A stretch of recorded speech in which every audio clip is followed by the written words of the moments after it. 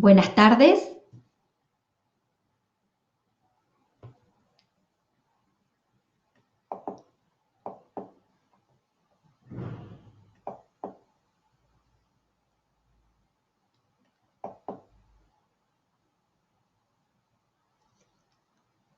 Vamos a ver si están todos, ¿ok?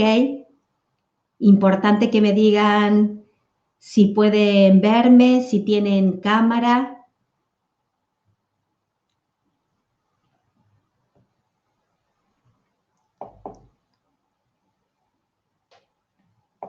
¿Ok? ¿Todos han podido ver el vídeo?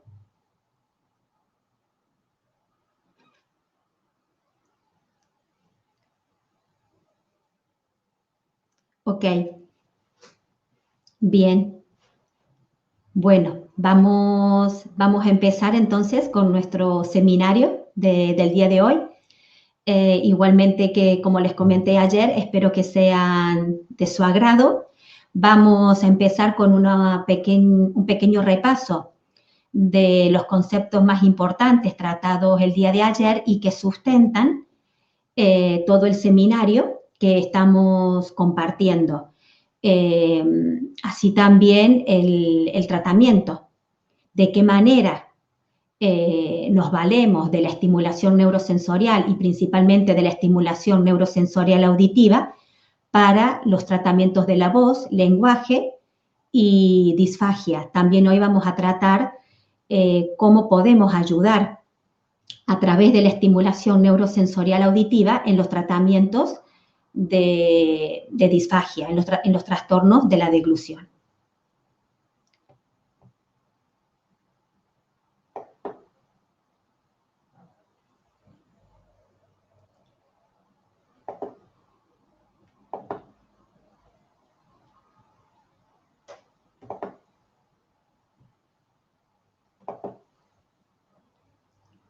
Bien, el día de ayer hablamos acerca del campo de aplicación de la logopedia.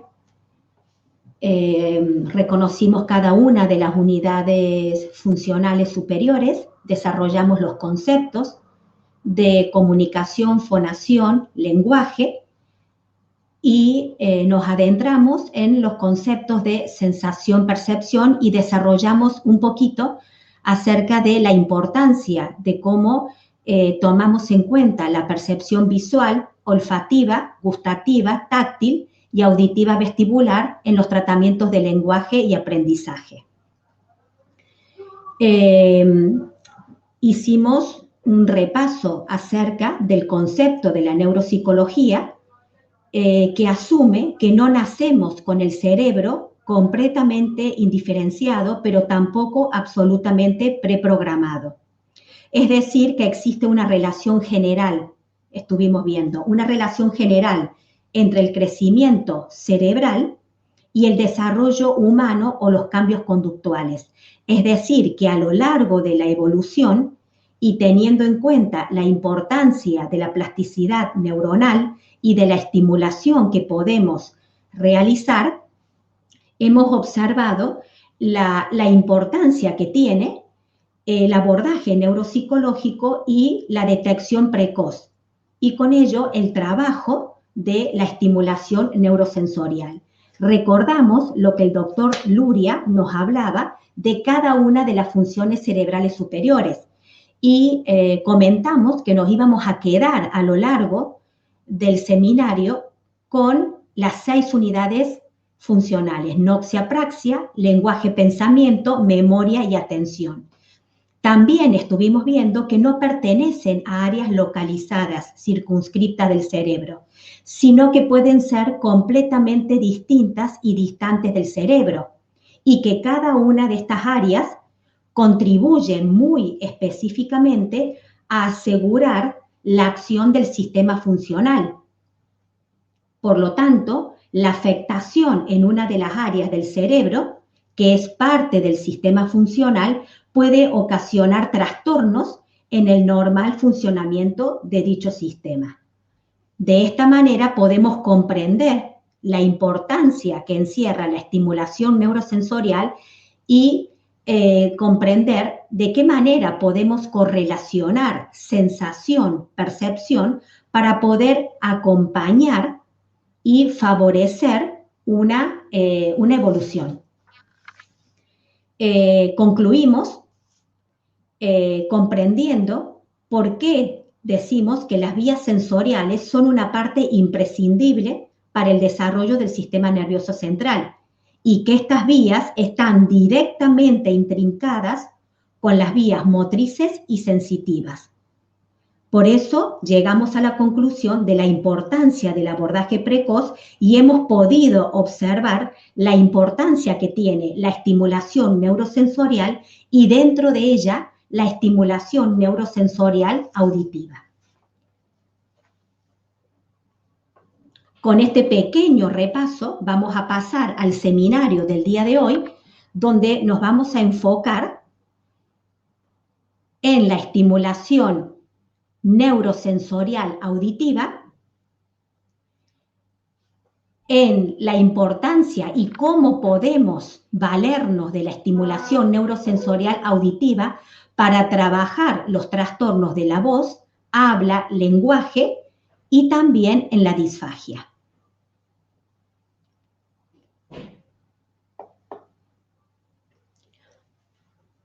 Para poder comprender la importancia que tiene la estimulación neurosensorial auditiva, además de tener presente el concepto de sistema funcional complejo que hemos estado desarrollando, vamos a tener también presente las tres funciones del oído.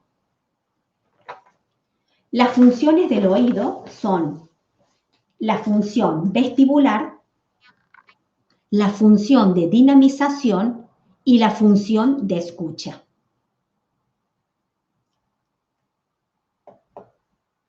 Bien, para poder comprenderlo, vamos a ver el recorrido que realizan las ondas sonoras.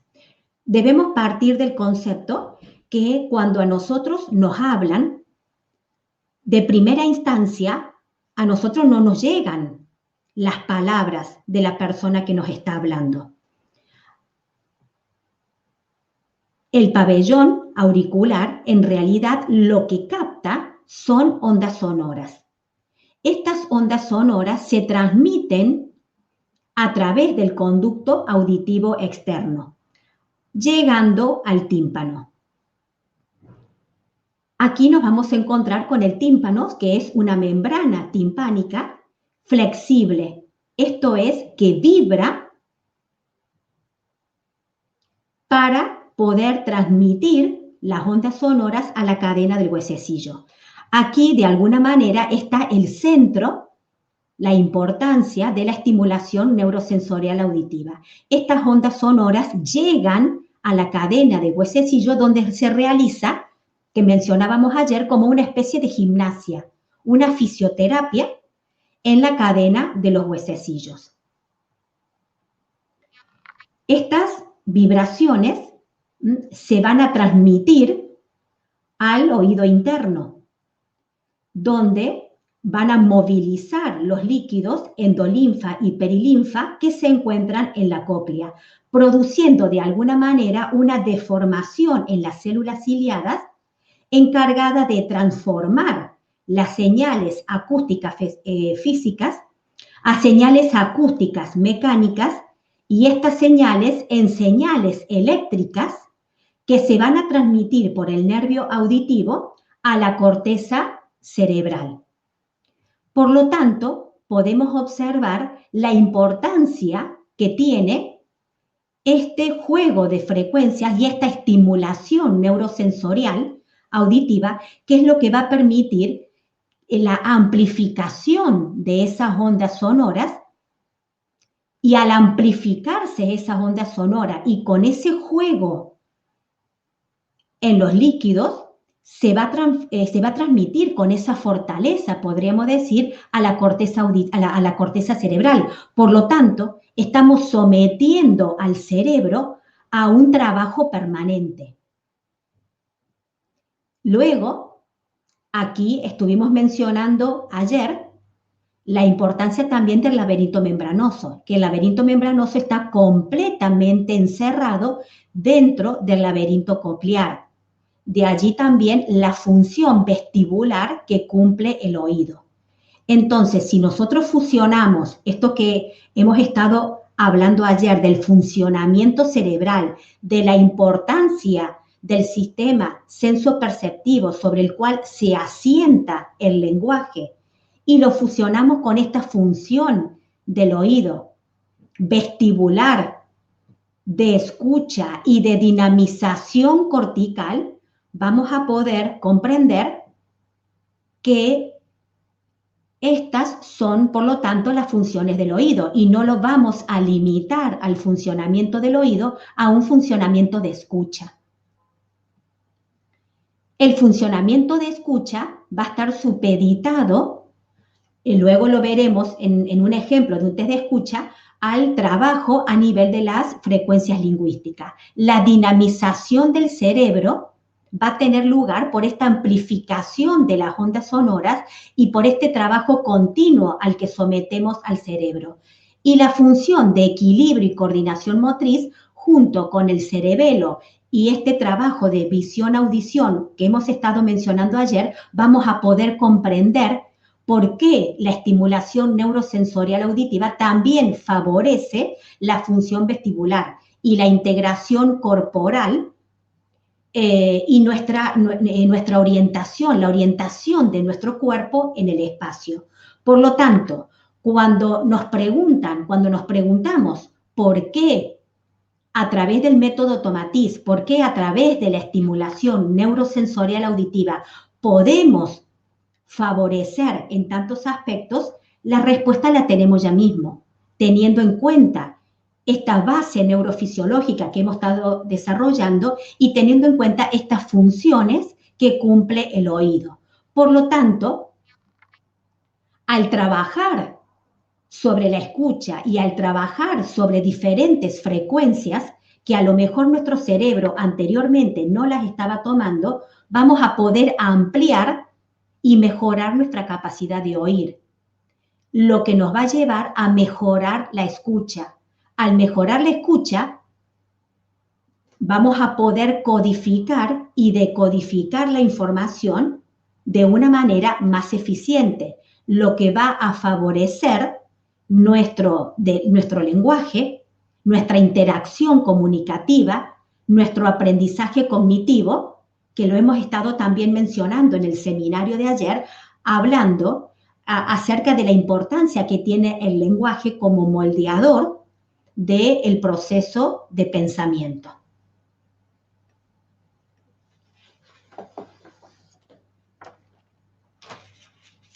Al realizar el nivel 2 de Tomatis, podemos valernos de otra herramienta muy valiosa para complementar con la realización de nuestros test de lenguaje, con nuestros test de inteligencia, con nuestra propia valoración. Podemos complementarla junto al test de escucha. El test de escucha nos va a permitir conocer cómo procesa la información este niño, cómo procesa esta persona la información. De esta manera podemos llegar a comprender esta frase tan importante que nos dice: la escucha es algo más que una actitud, es también una aptitud. Podemos querer escuchar y no poder. Muchas veces nos pueden consultar o puede dar la sensación que un niño, que una persona no presta atención, no se concentra, no muestra interés en alguna actividad. Y la realización de un test de escucha nos va a poder ayudar a saber qué es lo que puede estar sucediendo.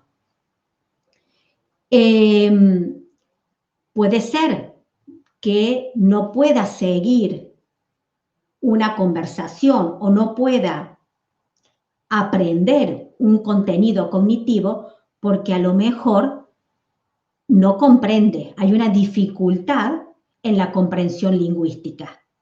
O bien puede suceder que verdaderamente haya una dificultad a nivel de la atención y de la concentración. El test de escucha nos permite conocer qué es lo que está sucediendo a nivel de las frecuencias agudas, que nos va a indicar la energía cortical, el nivel de atención, concentración.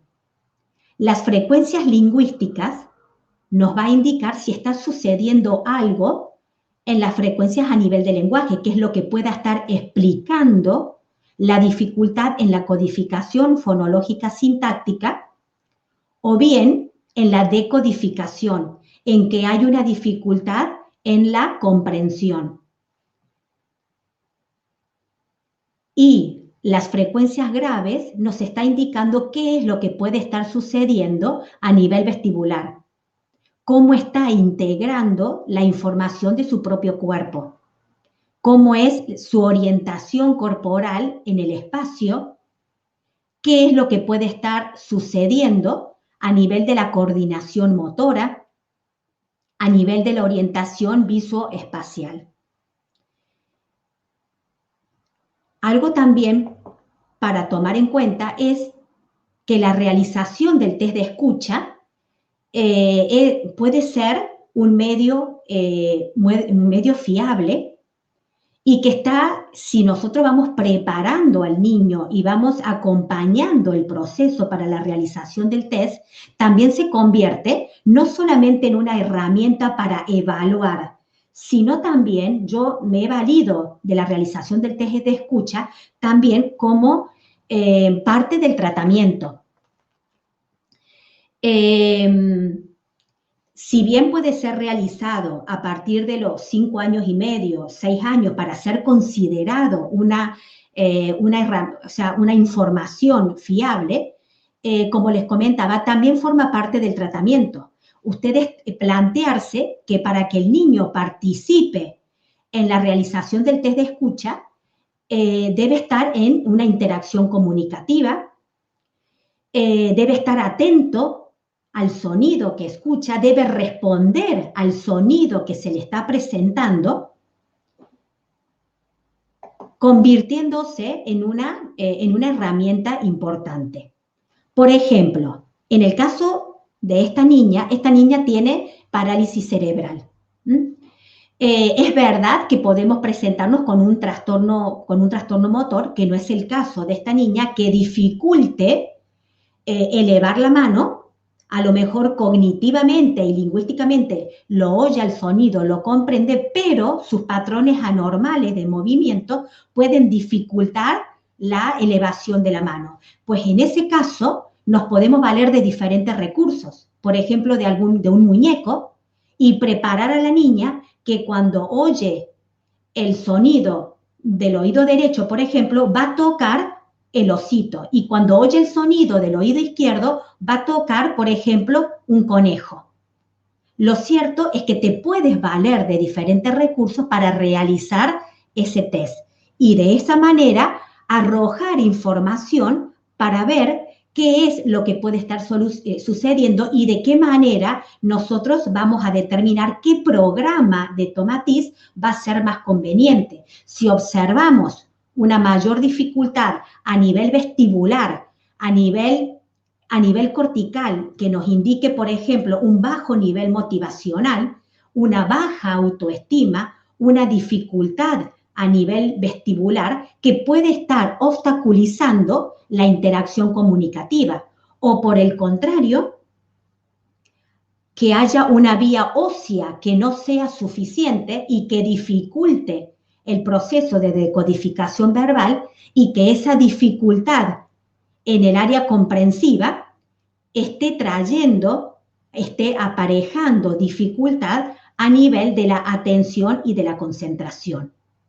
Y por otra parte, tener en cuenta lo que les acabo de mencionar, que disfrutan mucho, disfrutan de la realización del test de escucha. En el caso también de esta niña, se sienten partícipe, como mencionábamos ayer. Por ejemplo, En el test de lateralidad, donde ellos tienen que hablar a través del micrófono, escuchar su propia voz, sentir cómo su voz pasa a través de su cuerpo, ellos se sienten partícipe de su propio tratamiento y empiezan a encontrarle un porqué a las pautas y a las indicaciones de tratamiento que muchas veces el entorno educativo, nosotros como terapeuta y el entorno familiar le da. Por lo tanto, ya podemos ir sacando conclusiones de por qué la estimulación neurosensorial auditiva es una actividad complementaria y que posibilita una actitud receptiva y predispone a la persona a mejorar todas aquellas áreas sobre las que se viene trabajando. Por eso hablamos de la estimulación neurosensorial auditiva como un acelerador de resultados. Porque de esta manera, a través de las diferentes frecuencias de sonido y de repeticiones, lo que hablábamos ayer, que para formar nuevos estereotipos es importante la reiteración y el reforzamiento. Por eso es que las escuchas tienen un periodo de tiempo acorde a la edad, acorde a la patología y también programas que se deben ir presentando y combinaciones de programas que sean personalizados y de acuerdo a los objetivos que nos hemos planteado. De esta manera es como podemos lograr mejoras a nivel neurovegetativo, teniendo en cuenta la función vestibular del oído, funciones, mejoras a nivel de la sensopercepción de los dispositivos del aprendizaje, teniendo en cuenta esta estimulación, esta dinamización del cerebro, mejoras a nivel del lenguaje, como lo hemos podido observar trabajando sobre frecuencias lingüísticas, y control emocional, teniendo en cuenta que favorece la dinamización cerebral y de esta manera mejora el tono cortical y la motivación, que es un punto importante sobre el que estuvimos hablando ayer cuando hacíamos referencia a la primera unidad funcional. Por lo tanto, podemos ver de qué manera como logopedas, desde el abordaje neurosensorial, nosotros podemos entonces trabajar sobre el tono cortical, podemos trabajar a nivel de la sensopercepción, abrir canales sensoriales, podemos trabajar sobre la técnica vocal, valernos también de la estimulación neurosensorial para rehabilitar la deglución, teniendo en cuenta las aferencias propioceptivas, la función vestibular del oído y las aferencias auditivas. Por lo tanto, vamos a poder intervenir sobre el proceso de codificación y decodificación del lenguaje, favoreciendo de esa manera el habla y la organización del lenguaje. Vamos ahora a verlo un poquito más en detalle sobre cada uno de los aspectos de la voz, del habla, del lenguaje y la alimentación. Bien. ¿De qué manera podemos ir implementando la estimulación neurosensorial auditiva sobre cada uno de los aspectos que acabamos de ver? Debemos tomarla, al menos de esta manera, es sobre de qué manera yo trabajo y cómo implemento la estimulación de Tomatis en la clínica, en el área de logopedia, en interrelación con aprendizaje. Comentarles que es muy importante a la hora de determinar y de no limitar a Tomatis a una escucha de música. Entonces, es importante seleccionar en la medida de las posibilidades con quién va a realizar este niño o este joven la terapia de Tomatis. Como pueden observar, aquí En este momento estamos, si bien estamos trabajando con 3 jóvenes, se está trabajando de una manera personalizada y de una manera individualizada. Este niño está realizando un programa diferente a este niño, pero sí tienen en común la necesidad de socializar, la necesidad de establecer interacción comunicativa y, por ejemplo, este joven ya está realizando la fase activa, vamos a incorporar la fase activa para que interactúe con este niño y con su otra compañera. Entonces, en la medida que va teniendo lugar la escucha y en la medida que van cambiando y van surgiendo nuevos síntomas de acuerdo a los objetivos que nosotros nos hemos planteado, también vamos a ir modificando nuestros objetivos de trabajo. También es importante que la estimulación de Tomatis se vaya organizando de acuerdo a la escucha. Entonces, cuando, por ejemplo, va teniendo una escucha que va a repercutir más a nivel neurovegetativo, vamos a propiciar, por ejemplo, la comunicación, la expresión corporal. Cuando tiene lugar la escucha que está trabajando más sobre la frecuencia lingüística, vamos a incorporar la fase activa y vamos a someter a estos niños a que en el gabinete y en la clínica puedan incorporar y puedan representar todo lo que ellos van a vivir al salir de la clínica. Entonces, de esta manera nosotros incorporamos la fase activa donde él toma conciencia de su cuerpo, de su voz, que va a interactuar con su compañero y de esa manera podemos representar situaciones del día a día, sin perder la individualidad y sin perder la personalización de cada programa de Tomatis. En los tratamientos de la voz. Respecto al tratamiento de la voz, vamos a recordar el concepto con el que nos quedamos el día de ayer, que hicimos referencia que la voz aparece como una pseudofunción, es decir, sobreimpuesta, porque es una asociación de funciones que hace intervenir los más diversos mecanismos que independientemente tienen sus propias funciones y por asociaciones complejas dan lugar a la constitución de la voz. Por lo tanto, nosotros podemos intervenir y favorecer la coordinación fonorrespiratoria y la mejora de la voz mientras tiene lugar la terapia de Tomatis.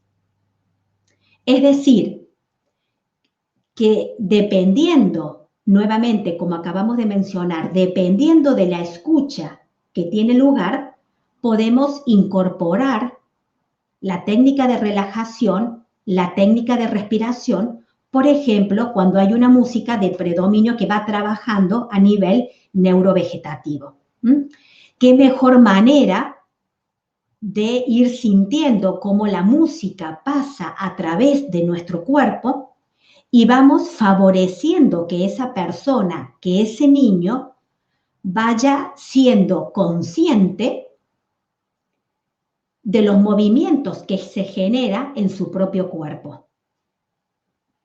Vamos posibilitando comunicarse a través del cuerpo. Entonces, nosotros, mientras tiene lugar la terapia de Tomatis, nos podemos valer de una esencia para que trabajando la percepción olfativa, ese niño, esa persona, sienta el movimiento de la inspiración, que el aire entra por su nariz, recorre todo su cuerpo, llega al abdomen, va sintiendo el abdomen. Nosotros realizamos luego una suave presión para que sientan cuando al soltar el aire, el abdomen se desinfla. Entonces, se van logrando resultados altamente satisfactorios incorporando la relajación y la técnica respiratoria durante la terapia de Tomatis, acorde a la escucha que va teniendo lugar. Luego, también dependiendo, ¿no?, de la escucha, se puede ir trabajando sobre la coordinación fonorrespiratoria.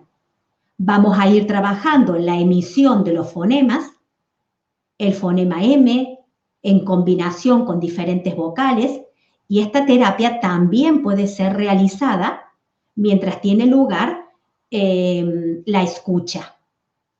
Es una manera de encontrarse consigo mismo para que cuando, por ejemplo, en los programas siguientes de Tomatis, donde ya se ha ido trabajando esta función vestibular, esta coordinación fonorrespiratoria, se puede ir trabajando la técnica vocal, la voz hablada, por ejemplo, a través de la fase activa.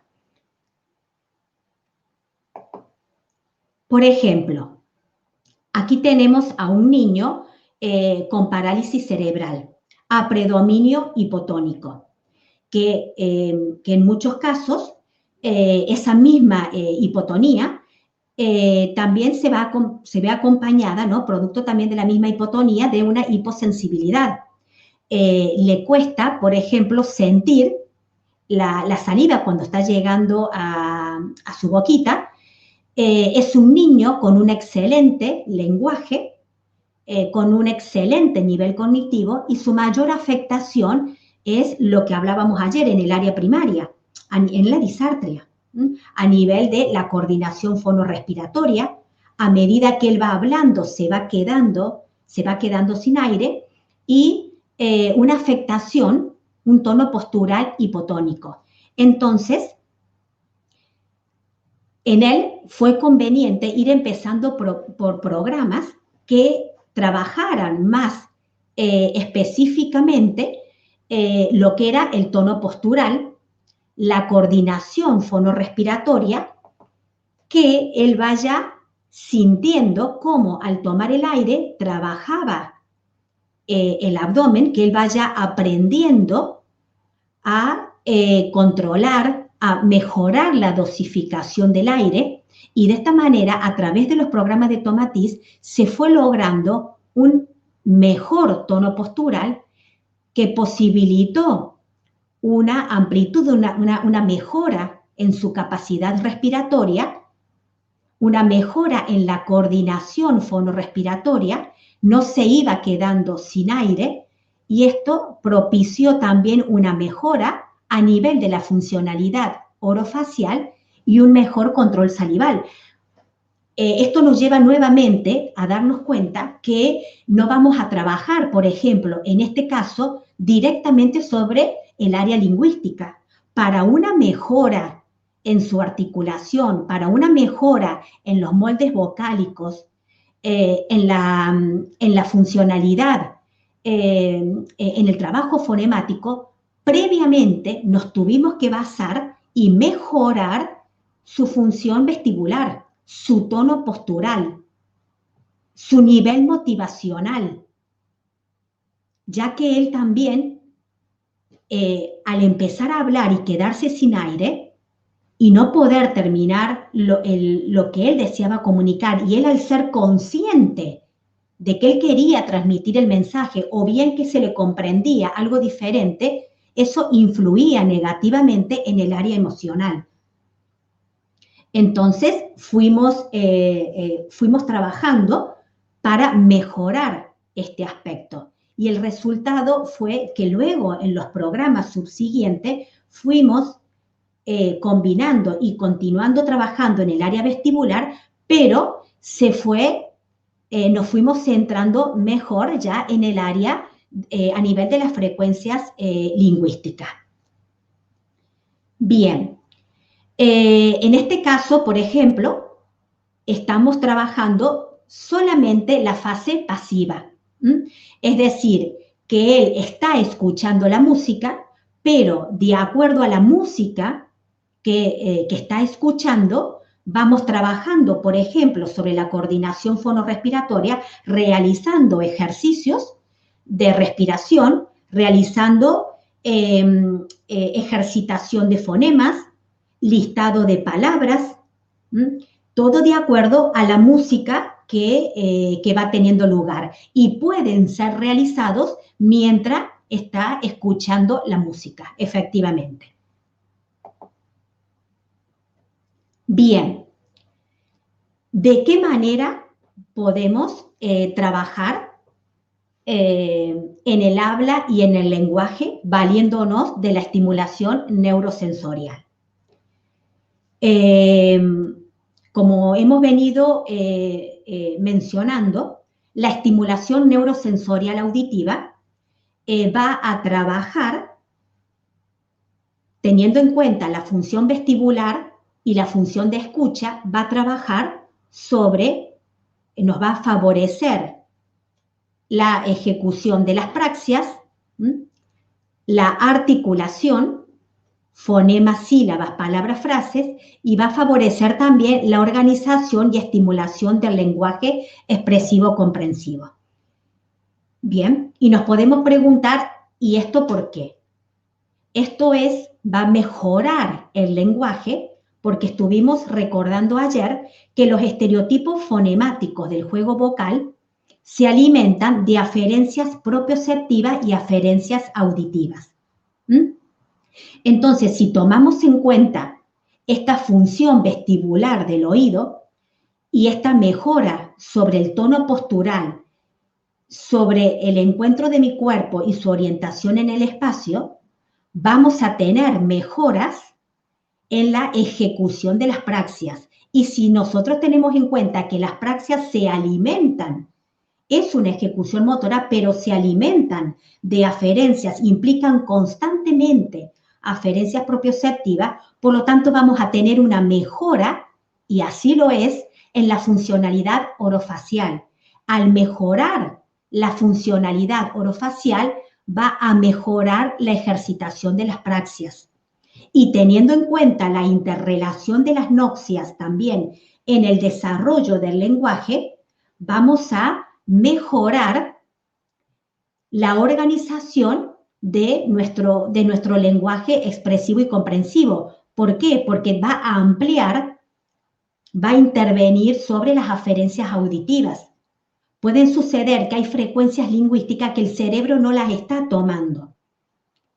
Y al empezar a trabajar con programas lingüísticos o que influyen más en el área lingüística, se empiezan a tomar frecuencias que anteriormente no las estaba tomando, lo que va posibilitando una mejora en la articulación de los fonemas, las sílabas y las palabras.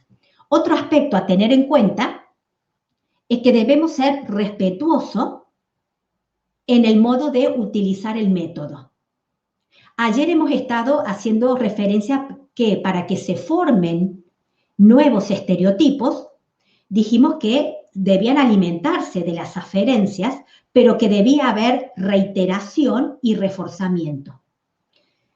Si nosotros nos fijamos en la metodología de Tomatis, de acuerdo a la edad, de acuerdo a la patología, hay periodos de escucha, que son los que se deben respetar. Justamente por eso, para que haya una remanencia, para que haya una reiteración y un reforzamiento. Y por supuesto también el trabajo y el apoyo del entorno familiar y del entorno educativo. Debemos tener en cuenta que el sonido es enviado por la conducción ósea y por la conducción aérea. Por lo tanto, es una ejercitación muy importante que tiene lugar a nivel del oído y debemos concientizar a la familia que esta estimulación es importante y el cerebro está trabajando permanentemente. Y si junto a ese trabajo se siguen las pautas que como profesionales se indican, va a poder tener lugar el resultado y van a poder constituirse estos nuevos estereotipos. Pero si no hay apoyo y si no hay continuidad en las indicaciones que se da, el resultado no podrá ser el resultado esperado.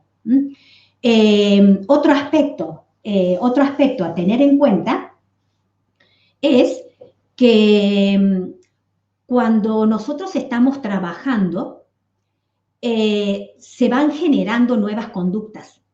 A lo mejor nosotros hemos planteado unos determinados objetivos y en la medida que va teniendo lugar la escucha y vamos trabajando sobre esos objetivos, puede suceder que se vaya generando más lenguaje, que vaya mejorando el niño la organización de su lenguaje expresivo y comprensivo.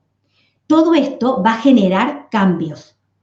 Y van a generar cambios no solamente en el niño, sino también en el entorno familiar, que debe acompañar para que este proceso continúe. Y muchas veces esos cambios llevan a ciertas situaciones que se podrían decir incómodas. A lo mejor hasta hacía un tiempo el niño no se comunicaba. Por lo tanto, no necesitábamos a lo mejor de tarjetas de comunicación o de un cuaderno de comunicación. Nosotros, cuando vamos a implementar el método Tomatis y, por ejemplo, vamos a trabajar, como les decía, sobre el lenguaje, y dependiendo de la escucha, vamos a ir trabajando sobre la función también vestibular. Vamos a ir estimulando, mientras tiene lugar la escucha, el juego. La creación del juego, el juego simbólico, el lenguaje interior, todo eso va a ir generando y va a ir estimulando el área sensoperceptiva que a lo mejor hasta ese momento ese niño no estaba enriquecido por completo. Todo eso va a llevar a una mayor necesidad de comunicación del niño, que se puede estar también trabajando un cuaderno de comunicación mientras tiene lugar la escucha que esté trabajando, por ejemplo, sobre las frecuencias lingüísticas. Entonces nosotros podemos implementar un cuaderno de comunicación y reforzar el uso del cuaderno de comunicación mientras estamos trabajando con el método Tomatis. Esto va a llevar a que esa reiteración del estímulo y ese reforzamiento del estímulo, el niño aumente su nivel motivacional y tenga mayor necesidad de comunicarse. Por lo tanto, ese uso de ese cuaderno de comunicación también lo van a tener que utilizar el entorno familiar y el entorno educativo. Que no quede solamente reducido a cuando tiene lugar el periodo de la escucha. Entonces, tener presente que el implementar y empezar a trabajar con el método Tomatis no se limita a que la persona o el niño permanezca sentado escuchando la música, sino que nosotros podemos trabajar respetando la escucha y respetando la música que tiene lugar. Podemos trabajar y reforzar aquellos objetivos sobre los cuales queremos trabajar. De esta manera es como incorporamos a la terapia de Tomatis a nuestra terapia de logopedia o de aprendizaje. Este es el mismo niño, como pudimos verlo anteriormente, que fuimos trabajando unos primeros módulos en los cuales nos íbamos centrando en la función vestibular, en el tono postural. Y fuimos gradualmente planteándonos objetivos.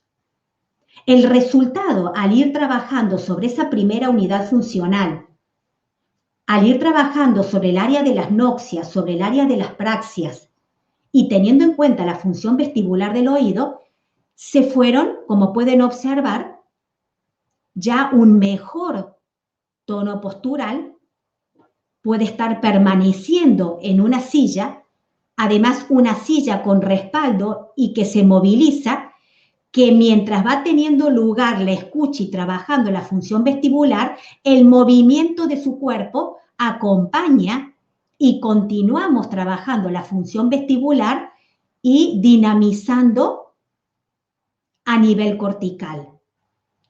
En una primera instancia, cuando fuimos trabajando esa función vestibular en los primeros módulos y la coordinación fonorrespiratoria, en ningún momento descuidamos la motricidad. Pero él tenía mucho temor, como yo les comentaba, es un niño con un nivel cognitivo excelente y sentía temor de no poder escribir o que no pudiera coger algo entre sus manos. Nos fuimos planteando objetivos graduales y mientras estábamos trabajando lo que es la música neurovegetativa, fuimos trabajando con masa, con plastilina, con tizas anchas, trabajando lo que es la motricidad. Y el tono postural fue mejorando notablemente.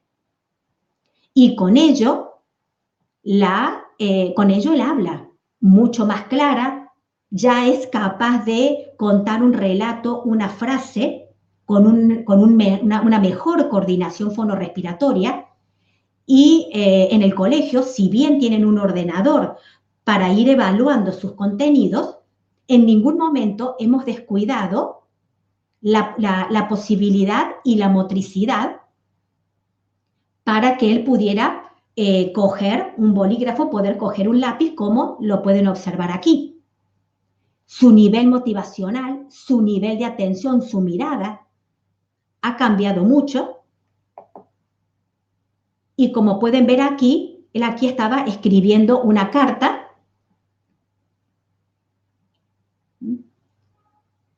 Y pueden observar también esa coordinación visomotora, esa fusión visión-audición, que también hemos estado mencionando a lo largo del seminario. Y también, como pueden observar, la funcionalidad orofacial fue mejorando, su tono postural fue mejorando su sensibilidad, ya que en la funcionalidad orofacial, por más allá, él también realiza sus sesiones de logopedia individuales. Se aplica la terapia orofacial, entonces podemos sí realizar los masajes intraorales, extraorales, pero además de esta ejercitación práctica y además de esta ejercitación y de estos masajes, no podemos descuidar el área sensitiva, para que, aunque su cerebro esté concentrado en la escritura, ser capaz de detectar esa saliva y mejorar el control salival. Entonces, de esa manera es como se va trabajando en conjunto el área motora, pero también el área sensitiva.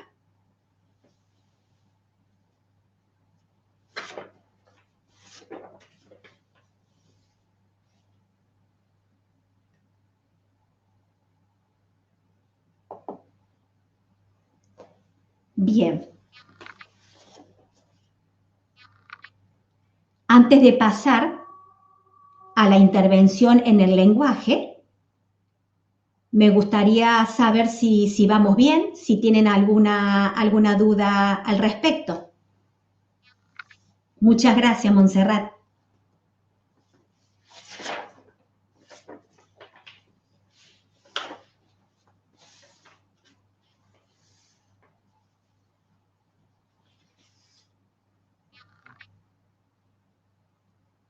Bien.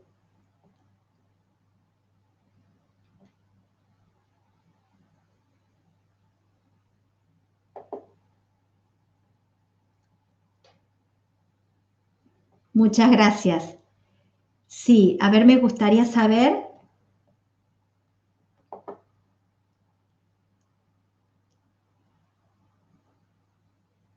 qué desean preguntarme.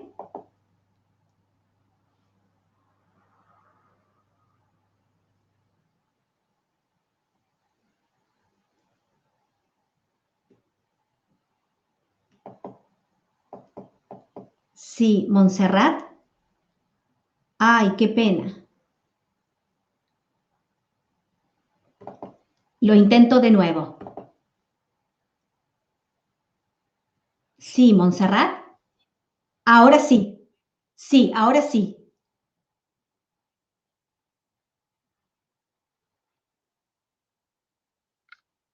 Sí,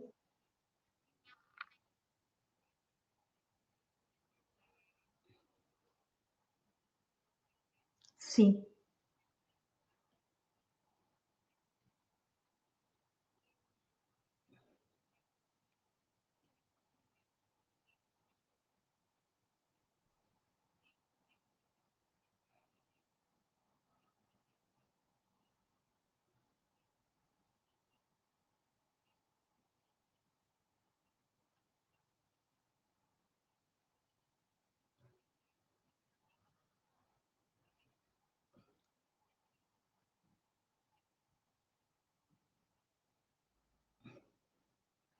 sí.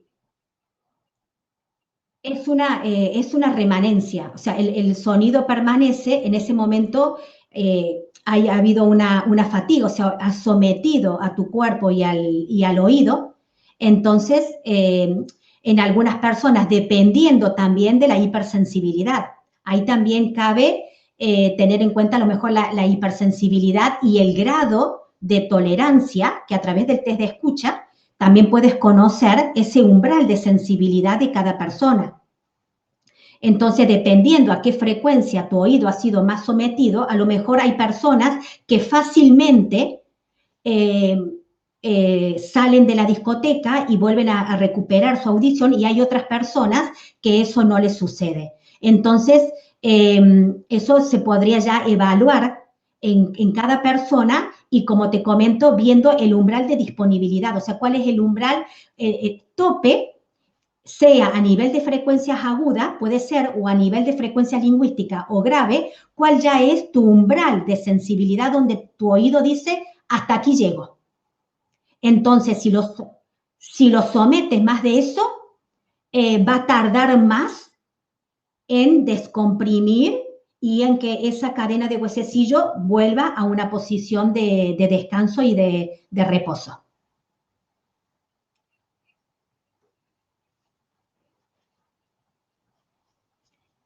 Es exactamente, exactamente.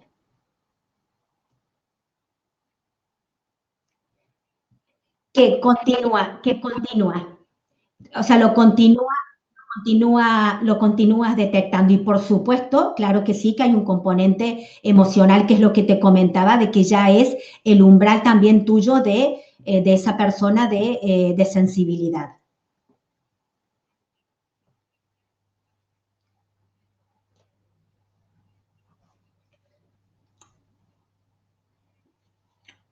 Exacto. Es,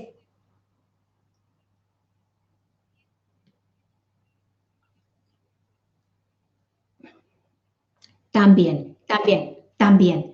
Lo que sí vamos a hacer, y referente a lo que me estuviste preguntando tú anteriormente, me gustaría mucho luego casos clínicos y particulares, y teniendo en cuenta la historia de cada paciente y que deseen plantear, subirlos a la plataforma para poder analizarlo, todos aquellos casos clínicos que les interesen y en los que yo pueda colaborar, que en el seminario de febrero, que va a ser justamente de casos prácticos y de casos clínicos, poder dar recomendaciones y consejos más exactamente y más individualizados. Porque el tema de los acúfenos es un tema muy interesante y muy amplio.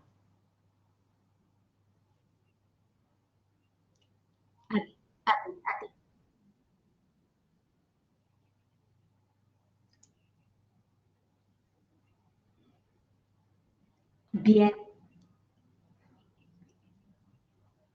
bien, por supuesto, encantada, encantada. Muy bien, a ti.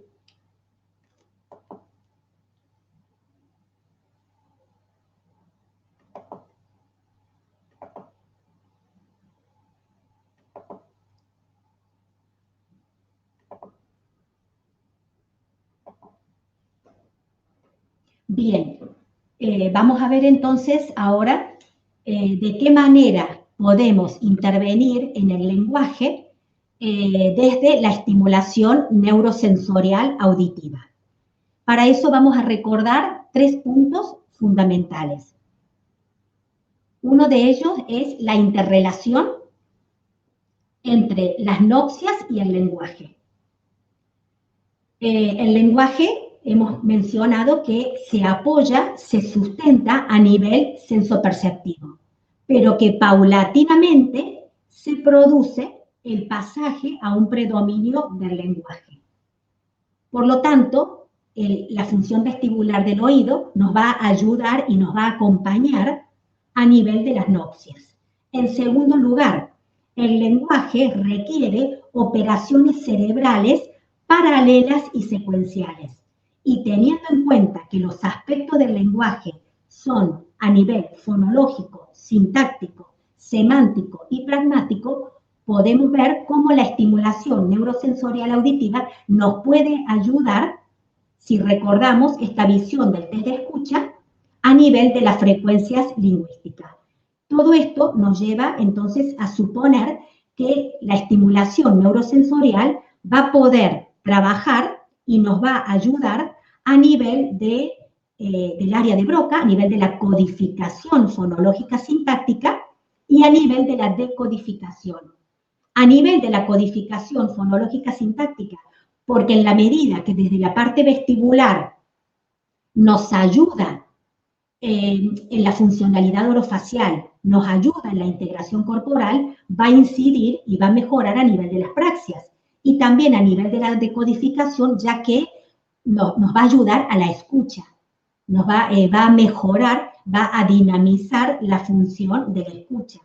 Entonces, teniendo presente el trabajo de los analizadores del lenguaje en los procesos de codificación y decodificación, mucho más efectivo nos va a proporcionar cuando podemos incorporar la fase activa mientras tiene lugar la terapia de Tomatis, que es la imagen esta que vimos del niño anterior con el micrófono.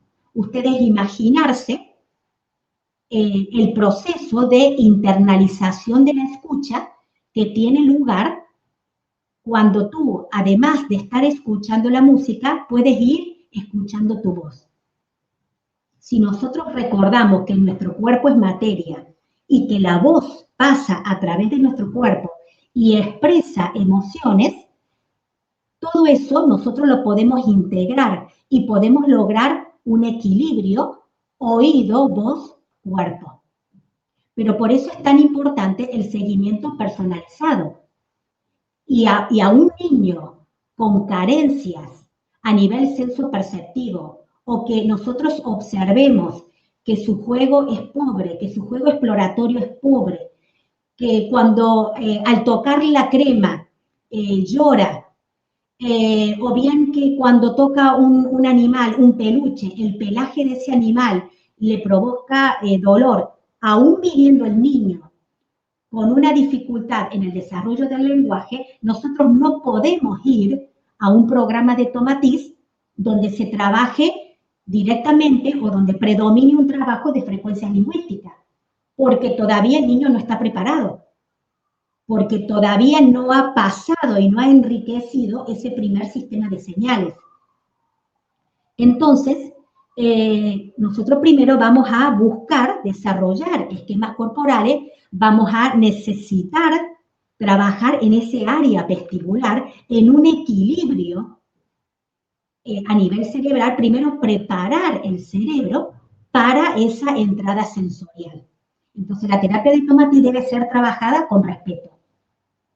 También respetando el periodo de escucha y acorde. Es verdad que hay diferentes programas de Tomatis, justamente por eso, porque debemos respetar la individualidad y tener en cuenta qué objetivos nos vamos a ir presentando. Lo que decíamos ayer, la carencia de estímulo es mala, pero la sobreestimulación o el presentar al cerebro una información para la cual todavía no está preparada, ya que primero debe pasar por otra etapa, también debemos tener cuidado, ya que pueden generar muchas emociones o sintomatología que el cuerpo va a necesitar soltar, ya que no estaba preparado para esa información.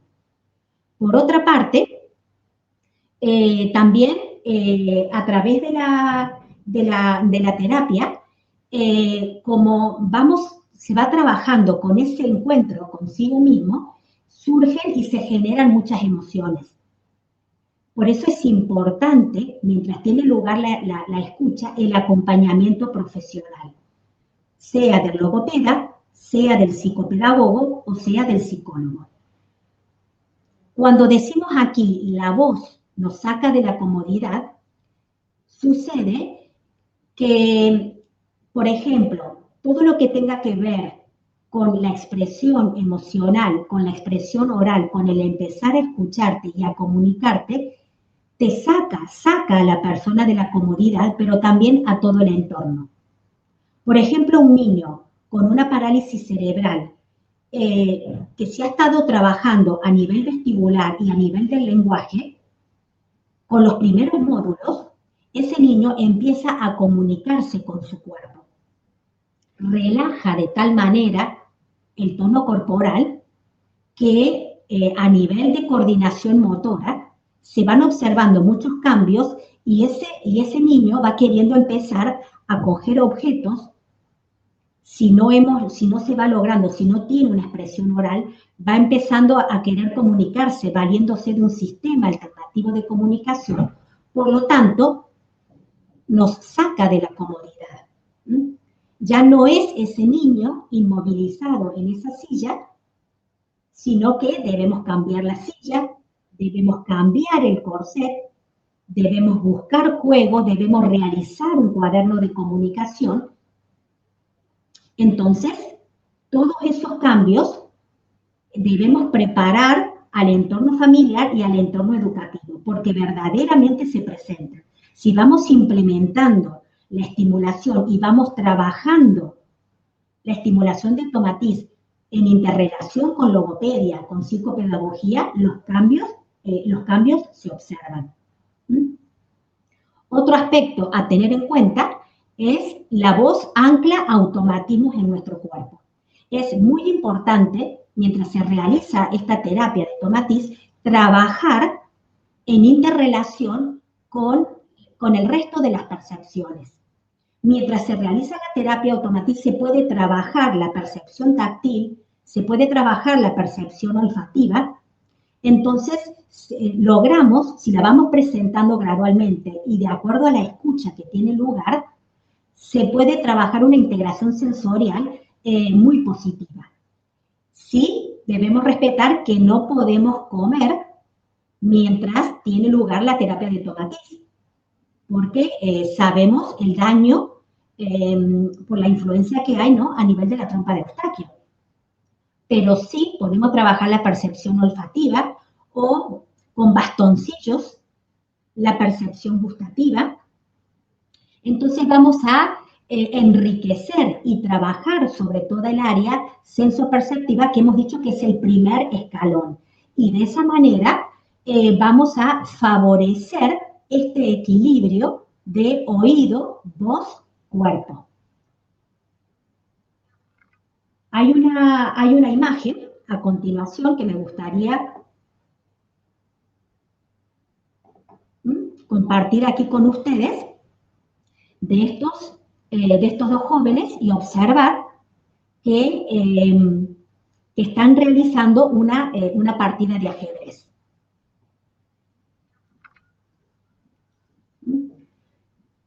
Podemos observar aquí la interacción, los buenos amigos que han logrado ser, se han conocido realizando la terapia de tomatiz y cada uno con su singularidad, pero ambos es importante trabajar sobre la socialización. La mayor afectación que ellos tienen es a nivel de la interacción comunicativa, a nivel de la socialización, y con la realización de los diferentes módulos de tomatiz han sido notables las mejoras que han presentado a nivel del lenguaje. Este niño además de la dificultad en la socialización, también presenta hiperactividad. Hasta llegar a la clínica nuestra, mucho se había trabajado sobre su hiperactividad de una manera de indicarle no debes moverte, debes permanecer quieto. Y a través de la terapia de Tomatis, él fue tomando contacto consigo mismo. Es un niño que ha empezado a autoconocerse, a conocer su cuerpo, a sentir su cuerpo en relación con el espacio y a tomar contacto de él con el otro. En la medida que él no tuviera contacto con el otro y no tomara conciencia de esa otra persona que estaba frente a él, difícilmente pueda receptar su mensaje. Y tampoco ese mensaje llegara a él, ya que no había tampoco una concientización plena de él mismo. Con la realización de la terapia de Tomatis, en interrelación con logopedia, trabajando la relajación, trabajando el baile, el marcar el ritmo de su cuerpo en el baile, él ha ido tomando una conciencia de sí mismo y ha favorecido la organización del lenguaje, y al mejorar la organización de su lenguaje ha disminuido la hiperactividad. Todos esos mensajes que antes se le daban, quedaban en el aire. Había una repetición mecánica de los mensajes.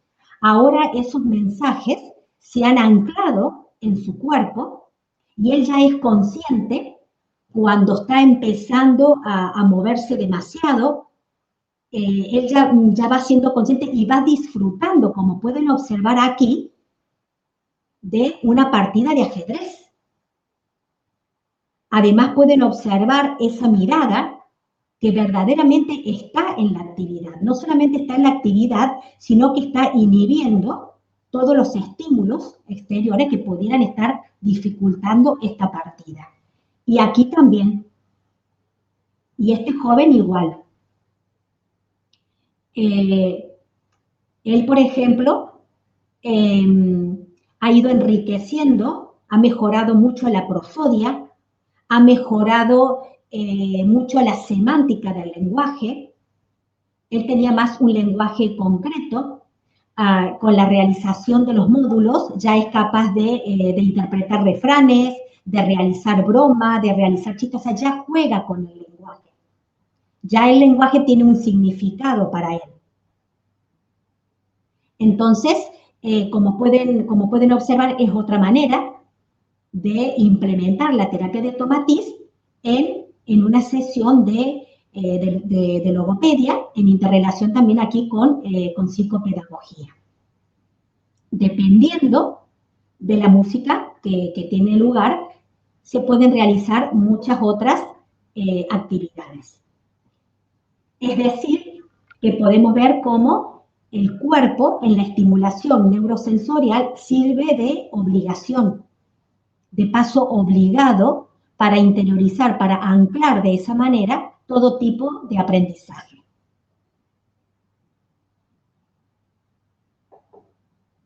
Bien, otra área muy valiosa para trabajar y con resultados altamente satisfactorios de poder implementar la estimulación neurosensorial y la estimulación neurosensorial auditiva es en la disfagia.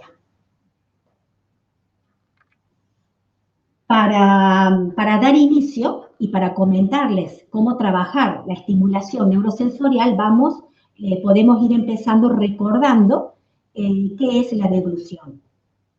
La deglución es el proceso que hace avanzar el bolo alimenticio, los líquidos y la saliva desde la boca hasta el estómago.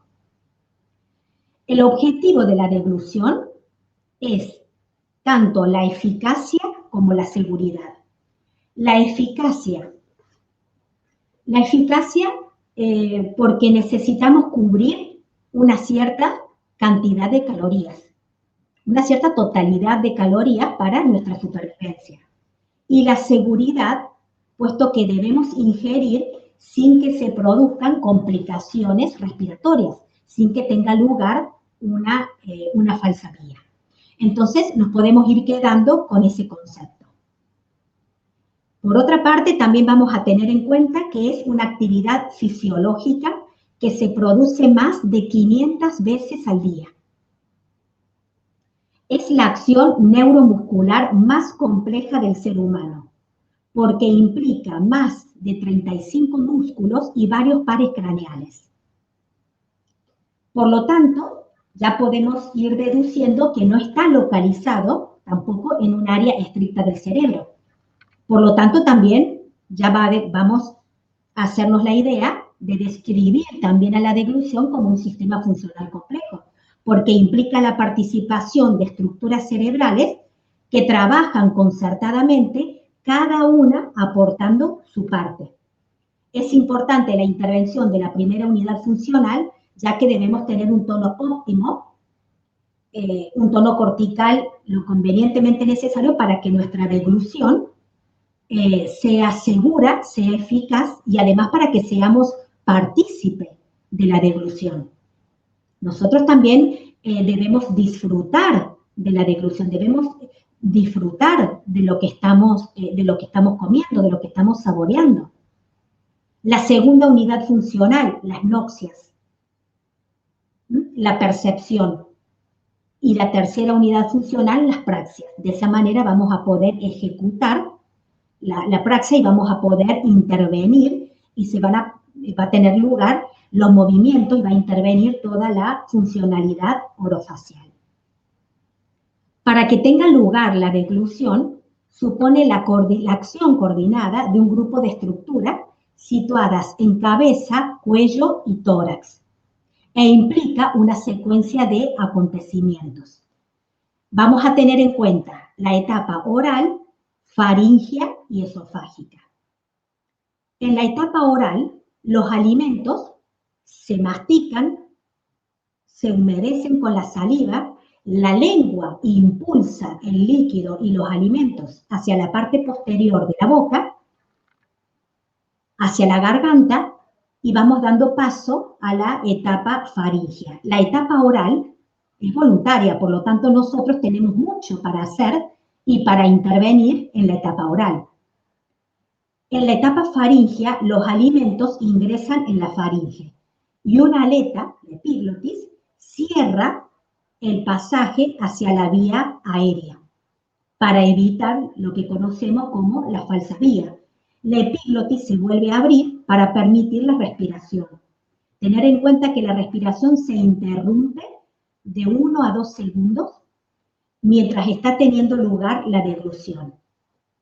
Esta etapa es refleja, pero decirles que nosotros podemos colaborar desde la etapa oral y con maniobras posturales y con una técnica de alimentación para que la fase faríngea pueda ser segura.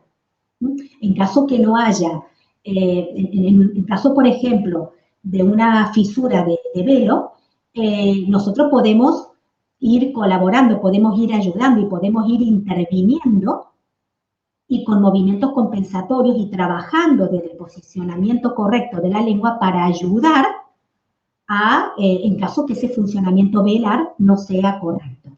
Y la fase esofágica, los músculos se relajan en respuesta a la deglución, permitiendo que los alimentos y los líquidos ingresen al estómago. Por lo tanto, cuando hablamos de disfagia, nos vamos a referir a aquellas dificultades que se presentan en el pasaje del alimento, desde que ingresa a la boca hasta que llega al estómago, provocando complicaciones como la desnutrición, fiebre o neumonía aspirativa. Bien. Actualmente, el término de disfagia, antes de pasar a esto, el término de disfagia hace referencia a cualquier dificultad, como han visto, en el tramo oral, faríngeo o esofágico. Cuando las complicaciones, podríamos decir, las dificultades son más leves, muchas veces se utiliza el término de deglución disfuncional. Eso queda mucho al criterio de cada profesional. Actualmente se está utilizando el término de disfagia, sea para el área oral, para el área faríngea o el área esofágica. Ahora bien, ¿cómo nos podemos dar cuenta nosotros que está sucediendo algo a nivel de la deglución, a nivel de la disfagia? Puede suceder de que haya una dificultad para coger el alimento o una dificultad en la succión o en la absorción o una dificultad para retener los alimentos. Ingresa el alimento, no es capaz de movilizarlo dentro de la boca y el alimento cae la saliva. Puede haber también una dificultad para tragar los líquidos, por eso el uso de los espesantes, o bien deglución incompleta, necesita tragar muchas veces, o bien una dificultad al tragar, que siente que le quedan residuos en la garganta, necesita toser, le da la sensación que al tragar el alimento va y realiza una falsa vía. Ante todas estas dificultades es muy importante la evaluación y debemos observar. Debemos observar si hay una extensión, por ejemplo, y una contracción de los músculos del cuello, o bien si la parte anterior de la lengua no se moviliza de una manera eficiente, o si la apertura de la boca no es suficiente, o por el contrario, hay una apertura activa de la boca con una protrusión y un empuje lingual, o bien hay una hipotonía de los labios, una hipotonía orofaringia. Verdaderamente la lista es amplia. Debemos contar con la evaluación, con la historia médica, observar también cuál es la postura, cuál es su motivación. Deberemos realizar test de textura, si es necesario recurrir a una fibroendoscopía o a una videofluoroscopía. Por lo tanto, como pueden ver, el tema de la disfagia es amplio. En otro seminario, con mucho gusto lo puedo profundizar. El objetivo en esta ocasión es transmitirle que a través de la estimulación neurosensorial y de la estimulación neurosensorial auditiva podemos ayudar y podemos colaborar. Debemos tener en cuenta que una persona, que un niño con una afectación en la deglución no es una afectación puramente motora. Como hemos visto anteriormente, intervienen más de 35 músculos y varios pares craneales. En todo momento estamos hablando de una función motora y de una función sensitiva. Y como hemos dicho, la alimentación está implicada en los hábitos sociales. Está relacionada íntimamente con la supervivencia. Por lo tanto, encierra la eficacia, la seguridad en la deglución y también toda una connotación emocional. Cuando, por ejemplo, nosotros valoramos una persona con una dificultad en la deglución y esta imagen puede describir mucho, vamos a tener en cuenta que nosotros debemos pedirle permiso a esta persona para poder llegar a ella. Porque para nosotros poder trabajar a nivel motor y que esta persona aprenda la técnica de la alimentación, el movimiento correcto de la mejilla, de los labios, de la lengua, también vamos a estar tocando su parte sensitiva. Ustedes tener presente que las praxias implican aferencia propioceptiva, sentir. Y cuando hay una afectación en la deglución, cuando esa persona ha sentido dolor o inseguridad al tragar, tiene una afectación emocional importante. Entonces, sea un niño con parálisis cerebral, con un predominio de hipotono o de hipertonía y que vamos a trabajar sobre el área motora y sobre los patrones correctos de movimiento, debemos tener en cuenta también esa sensibilidad y esa influencia que puede tener cada vez que nosotros nos acercamos. Entonces es importante establecer el vínculo.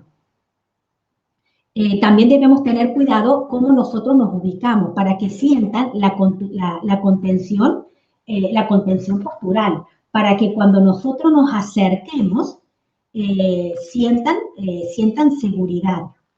Entonces, antes de trabajar directamente sobre el alimento, también vamos a tener que ir sorteando todas las etapas anteriores. Entonces, nosotros, como profesional logopeda, que vamos a trabajar sobre el complejo orofacial para procurar una deglución segura, que debemos trabajar sobre la funcionalidad orofacial, vamos a establecer el vínculo, vamos a tener presente que debemos trabajar la percepción olfativa, la percepción táctil, la percepción gustativa y, muy importante, la estimulación neurosensorial auditiva para trabajar sobre el tono cortical, sobre el tono óptimo y a nivel vestibular. Ayer poníamos de ejemplo, y creo que ahora es muy significativo, para describir el caso, por ejemplo, de un niño que durante los primeros 2 años o 3 años de vida, la deglución, la alimentación por vía oral no ha sido segura, ha sido mínima, o bien ha sido alimentado primeramente por sonda nasogástrica o por una gastrotomía. Hay muchos casos de niños así.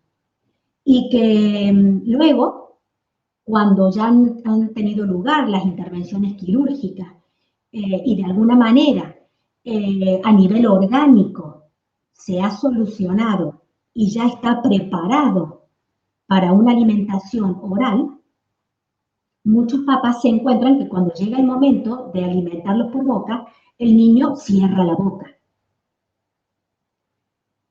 Entonces, podemos volver a este punto, que hay una dificultad para coger el alimento, una dificultad para retener el alimento, o bien hay un rechazo en el alimento.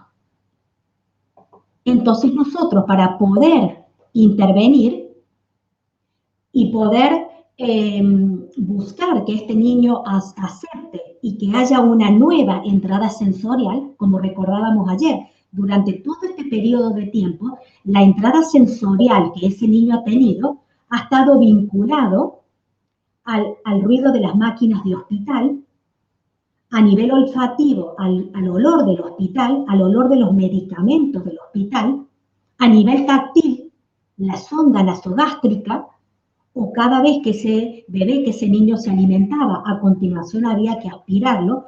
Por lo tanto, toda la percepción que ese niño tiene y las huellas que ese niño tiene son esas. Ahora bien, deben haber percepciones nuevas, pero van a haber percepciones nuevas en la medida que haya una entrada sensorial nueva. Entonces, lo vamos a hacer a través de la estimulación neurosensorial auditiva y a través del incremento sensorial oral. Esto nos va a permitir trabajar sobre nuevas sensaciones. Entonces, antes que nada, vamos a trabajar el contacto físico, el vínculo. Debemos restablecer el vínculo, porque hasta el momento, todas las manos que se han acercado a ese niño, el contacto físico que tiene es de manos vinculadas con la máquina o vinculadas con la sonda. Entonces, debemos restablecer esa confianza. Por encima de todas las cosas, la percepción táctil con su cuerpo. Entonces, se van trabajando con masajes corporales a nivel del todo el cuerpo, aceites, variar diferentes aceites, la presentación de diferentes esencias, que vaya tocando con sus manos diferentes cremas, y vamos a ir propiciando que vaya también tolerando la colocación de los auriculares cuando ya tiene más de 2 años, para intentar realizar con periodos breves de escucha acorde a su edad la estimulación neurosensorial auditiva, que nos va a permitir abrir canales sensoriales. Hay niños que, dada la hipersensibilidad, se les dificulta, pero puedes ir preparándolo, por ejemplo, paulatinamente con la colocación del Forbrain. Y cuando el niño a lo mejor tiene 3 años, ya lo has ido acostumbrando, por ejemplo, a escuchar música de Mozart, canto gregoriano, entonces vas trabajando sobre la estimulación, vas preparándolo para la estimulación neurosensorial auditiva, pero vas trabajando sobre la estimulación auditiva y preparando para que este niño vaya cambiando esa entrada sensorial. Y en la medida que esa entrada sensorial nueva va teniendo reiteración en el tiempo y reforzamiento, va a poder tener lugar la percepción. Caso contrario, no damos tiempo, la llegada del estímulo es tan breve que no damos tiempo a que se presente la percepción.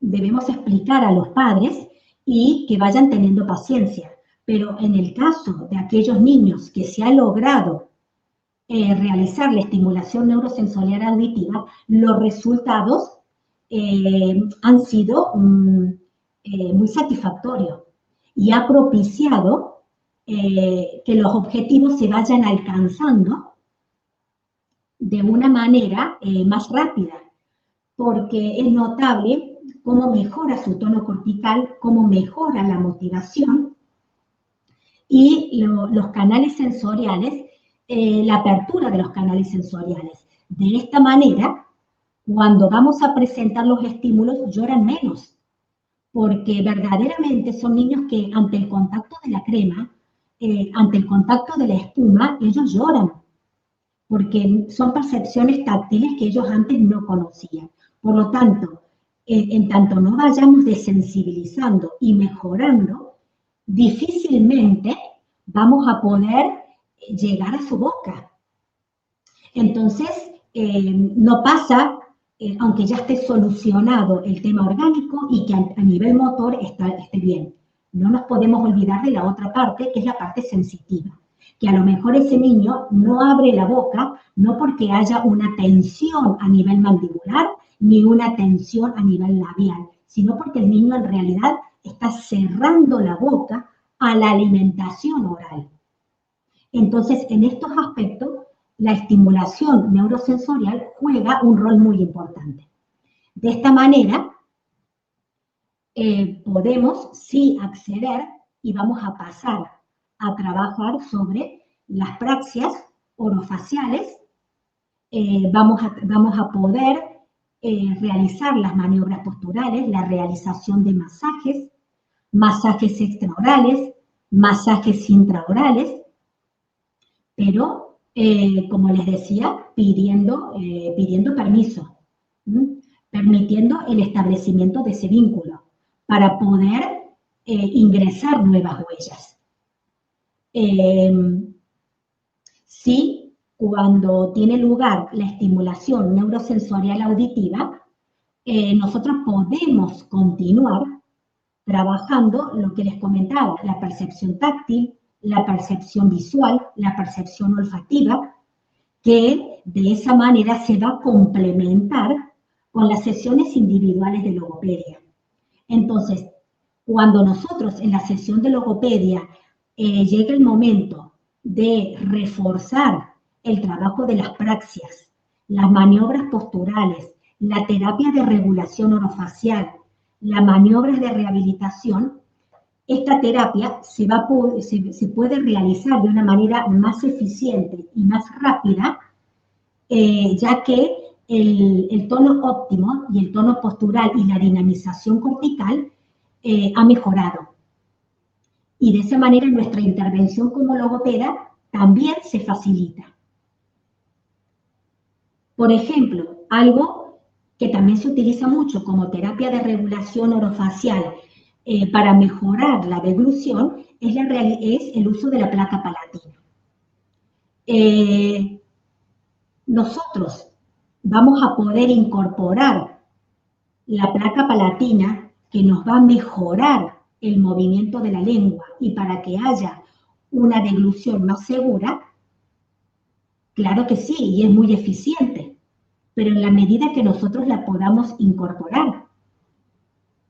Si no hemos alcanzado una desensibilización,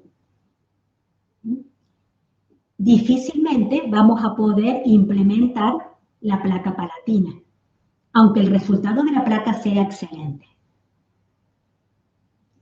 Entonces, la estimulación neurosensorial auditiva, cuando logramos realizarla, incluso como etapa preparatoria para la terapia del logopeda, en la deglución y en la disfagia, los resultados son altamente satisfactorios. A continuación, podemos trabajar con la maniobra de rehabilitación y la técnica de preparación en la alimentación. En la técnica de preparación en la alimentación, vamos a enseñar cuál es la postura correcta en el momento de comer, cuáles son los utensilios más convenientes, el color del plato, qué cuchara es más conveniente, forma redondeada, de plástico duro, cuál es la tetina, en el caso del biberón, más conveniente. Pero todas esas indicaciones las podemos realizar haciendo simulacros de momentos, de situaciones de la comida. Por ejemplo, en un niño ya de 2 años, de 3 años, puede jugar con todas estas situaciones mientras estamos realizando la estimulación de tomatiz. Entonces, cuando eso nosotros luego lo trasladamos en la sesión de logopeda, el niño ya está familiarizado. Esos canales sensoriales ya están más abiertos. Y de esa manera, por ejemplo, cuando tienen contacto con el alimento, porque antes de pasar a la cuchara, debemos propiciar que sus manos toquen la comida. Entonces, que sus manos se meter las manitos, poner las manitos en el yogur, en la natilla, que la manito se la lleven a la boca y todo ese trabajo, sin que sea una gran cantidad de alimento, rozar ese alimento con las manos y con los labios, también son ejercicios que se pueden realizar mientras tiene lugar la terapia de tomatiz. Y de esa manera vamos complementando y vamos integrando nuestro cuerpo en la alimentación, para que cuando llegue ese niño a la sesión de logopedia, la intervención sea más rápida y con mayor efectividad. Entonces, observar en realidad cuál es el orden y cómo podemos ir interviniendo y qué importante es ir teniendo esto como base antes de llegar a la técnica de la alimentación. Lo mismo con el uso del vaso. Primero ellos deben reconocer su cuerpo, todo ese cuerpo que venía con otras experiencias negativas y displacenteras. Entonces, encontrarse con su cuerpo. Hay niños que incluso muchas veces llegan a tolerar antes la cuchara con una pizca de alimento en su boca antes que tocar el alimento con su mano. Y a los papás hay que indicarles que es importante ese contacto de su cuerpo, porque ellos deben ser partícipes y con su cabecita sentir que ellos se están alimentando, que el alimento no es algo ajeno a ellos. Entonces ellos a través de la cuchara en realidad están poniendo algo intermedio, una distancia entre el alimento y su cuerpo. Entonces primero vamos a intentar que sea su mano la que toque el alimento Es una percepción táctil importante, pero con connotación emocional, y que ese alimento se llega a la boca. Como así también tolerar la mano de la mamá o la mano del papá para que ellos cambien ese vínculo afectivo y sientan que esa mano de la mamá y esa mano del papá que le acerca el alimento les impide confianza. Y de esa manera cambien esa información, que todo lo que llega del exterior no siempre es displacentero, sino que también le genera sensaciones placenteras.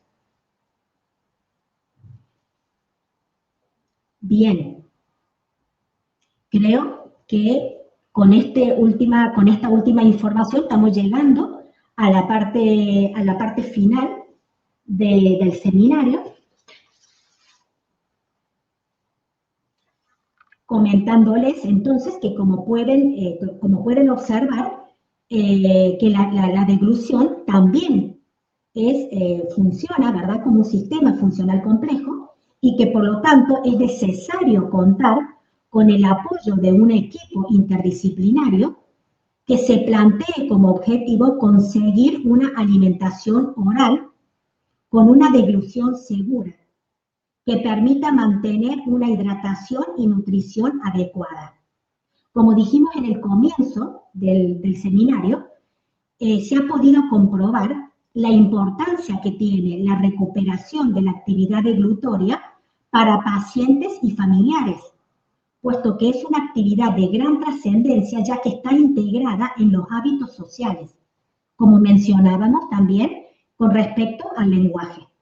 Es un acto comunicativo y afectivo.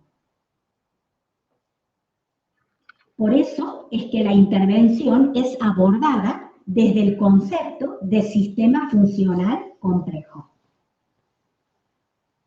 Con esto vamos a ir concluyendo y observando cómo la neuropsicología abre nuevas vías para el estudio de las estructuras internas de los procesos mentales complejos. Podemos observar que la neuropsicología, mediante su estudio y concepción de la organización cortical de las actividades psicológicas complejas y de sus trastornos, nos posibilita abrir nuevas perspectivas para poder ayudar y contribuir al diagnóstico y al tratamiento. Deseo haberles podido ser clara en la perspectiva neuropsicológica y en el concepto de sistema funcional complejo sobre los cuales me baso para poder trabajar en las afectaciones de la voz, del habla, del lenguaje y de la deglución. Y de qué manera he logrado complementar mi trabajo con la estimulación neurosensorial auditiva del método Tomatis y el uso del Forbrain. Antes de despedirnos, recordarles que quedo a disposición para los casos clínicos, que los suban a la comunidad.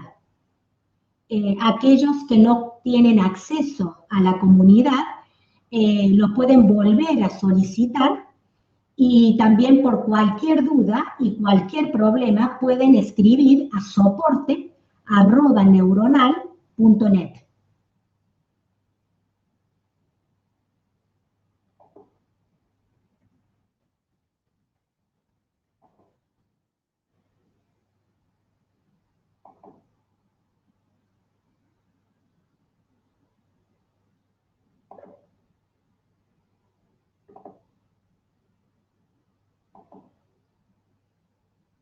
Bueno,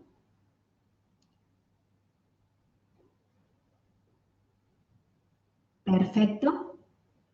Muchas gracias Montserrat, y gracias a todos.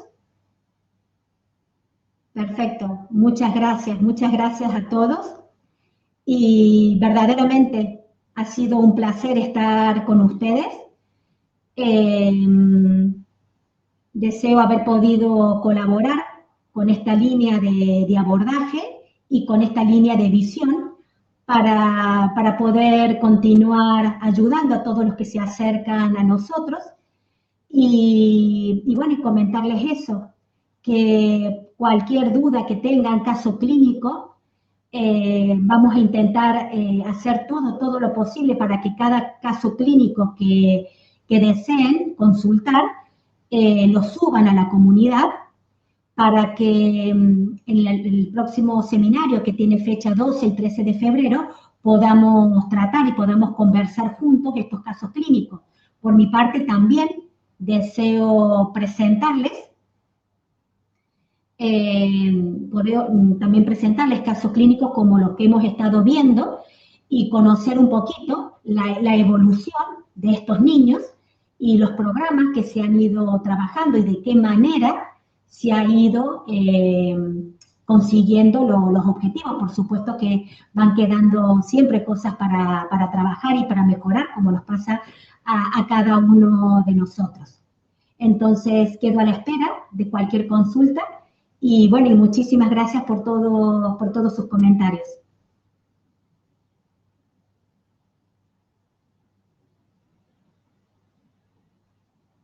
Bien.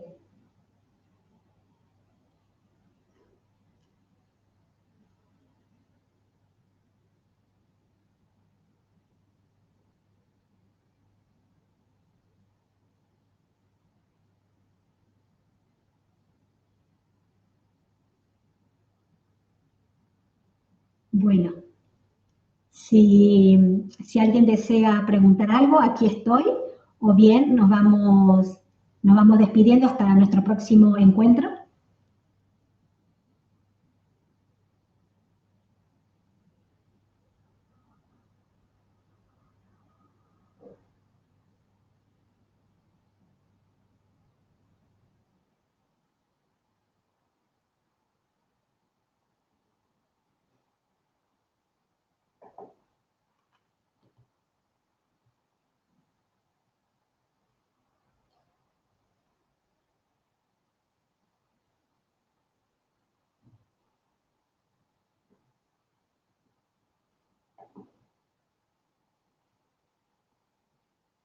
Perfecto, hasta el próximo encuentro.